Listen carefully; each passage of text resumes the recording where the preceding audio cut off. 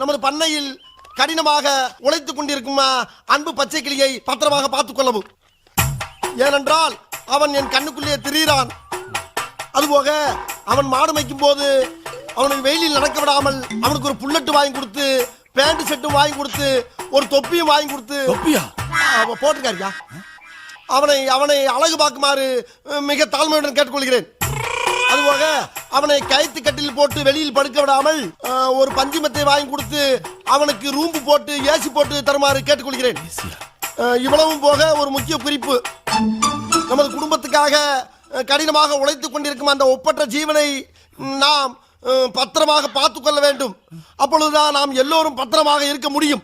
ஏண்டா மொத்தமே 4 வரி தான் இருக்கு. 4 வரி தான், ஆனா கூட்டெழுத்துல எழுதியிருக்காரு அவரு. கூட்டெழுத்தா? அதுடா கூட்டெழுத்து. நான் படிச்சிருக்கல கூட்டெழுத்து. அந்த டீச்சர்ட்ட அப்படிதான் எழுதிருப்பாங்க. கேளுங்க. என்ன அப்படி பாக்குறீங்க?